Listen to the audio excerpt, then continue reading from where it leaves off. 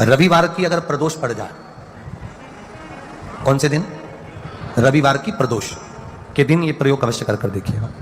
ज्यादा बार नहीं करना है, केवल एक ही बार करना, बाबा स्वयं कृपा करेगा। अपने मंदिर में कभी ऐसा योग लगे आपके जीवन में कि आप जिस व्यापार को आपने करा उस व्यापार में आपको फल नहीं मिला, फिर आपने व्यापार चेंज करा, फिर बदल कर देखा, फिर उस व्यापार को कर देखा, उसमें फल नहीं मिला,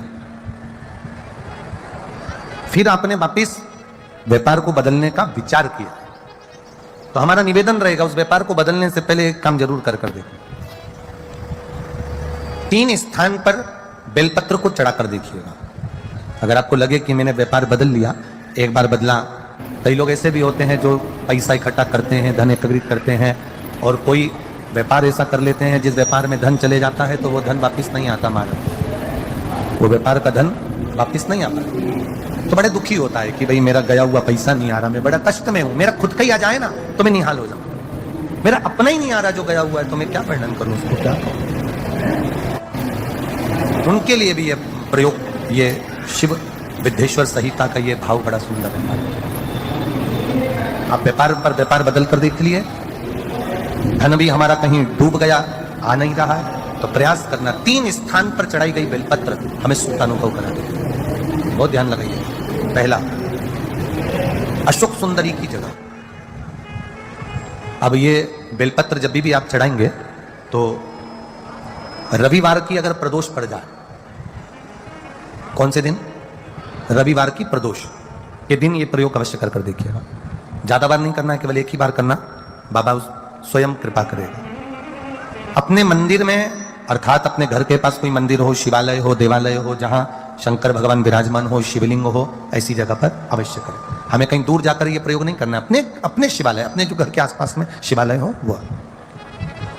एक बेलपत्र अशोक सुंदरी वाली जगह। अब उसको अशोक सुंदरी की जगह पर भी चढ़ाने का तरीका क्या है?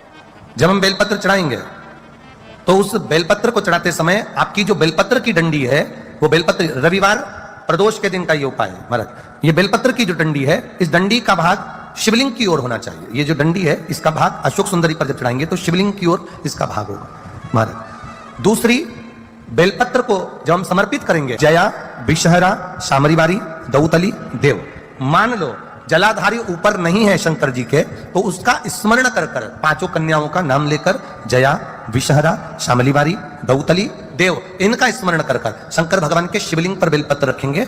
बेलपत्र कहां रखना है? आप अगर यहां बैठे हो तो आपके विपरीत में डंडी का मुख होना चाहिए। ये बेलपत्र की जो डंडी है इसका मुख आपके विपरीत में हो। आप यहां बैठे हो तो डंडी उधर होगी, आप इधर बैठे हो तो डंडी का मुख इधर होगा, आप उधर बैठे हो तो डंडी का मुख इधर होगा, आपके ठीक विपरीत की ओर डंडी का मुख हो।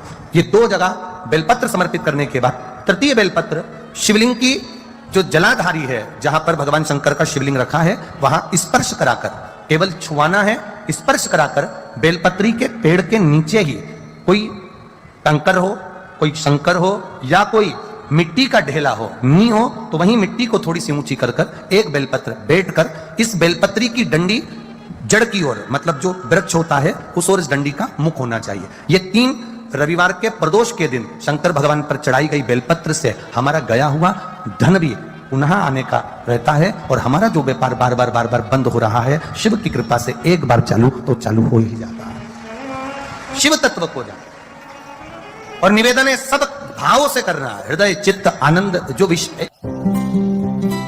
प्रदोष के दिन, प्रदोष काल में लगाया गया दीप, प्रज्वलित करा गया दीप 5 स्थान पर फल देता है।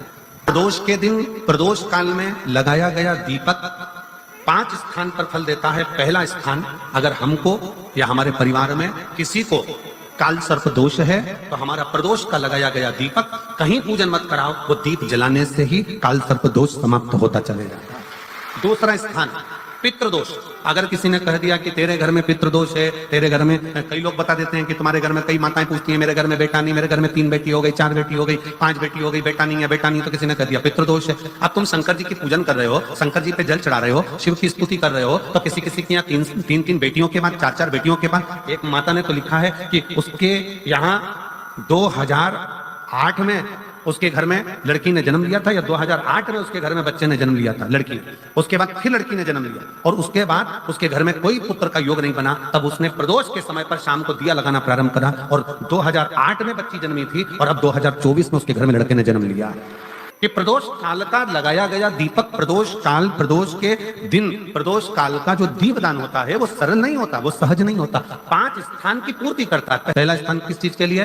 काल सर्पदोष के लिए। दूसरा पितृदोष, कैसा भी तुम्हें कोई पितृदोष बता दे, कितना भी तुमसे कोई कह दे कि तेरे घर में पितृ का दोष है, तेरे घर में ये दोष है, अगर आप प्रदोष के दिन, प्रदोष काल में, अर्थात सूर्य अस्त के समय के 2:45 तक का जो समय होता है, 2 घंटे के समय का, उसके अंतर्गत अगर आप प्रदोष काल के समय में भगवान शंकर को दीप लगाने के लिए अगर पहुंचे हो, तो वो आपको फल देगा ही, पितृदोष का निवारण होगा ही, चाहे तुम कुछ करो चाहे मत करो, वो पितृ की शांति करा दे।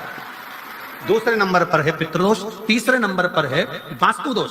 हमारे घर का अब एक बहुत सावधानी से श्रवण करने वाला विषय है, वंश की वृद्धि नहीं है। 30 वर्ष शादी के हो गए, 40 वर्ष शादी के हो गए और औलाद है ही नहीं। डॉक्टर ने भी हाथ नीचे कर दिया, टेस्ट भी करवाया, IVF करवाया, सब कुछ तुमने करवा लिया, तो भी औलाद नहीं है। तब आखिरी में एक काम चालू करो, प्रदोष का दिन दोनों पति पत्नी व्रत चालू कर दो प्रदोष का, और प्रदोष काल में शाम के समय जाकर एक ही दिए में 2 लंबी बाती जानते हो ना, रुई की लंबी कपास की बाती 2, और दोनों बाती एक ही दिए में रखकर पति पत्नी दोनों उसको प्रज्वलित करना प्रारंभ करें, बाबा संतान देकर ही रहेगा, औलाद आएगी ही।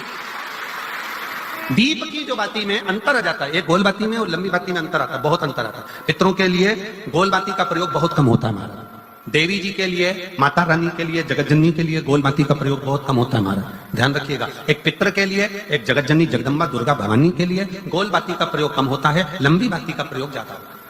क्यों? क्योंकि हमारे घर के कुल देवी और हमारे घर के पितर हमारे वंश की वृद्धि करें, इसलिए लंबी बाती रखी जाती है, जिससे हमारा वंश बहुत लंबा चले, बहुत उन्नति की ओर बढ़े, इसलिए लंबी बाती का प्रयोग किया।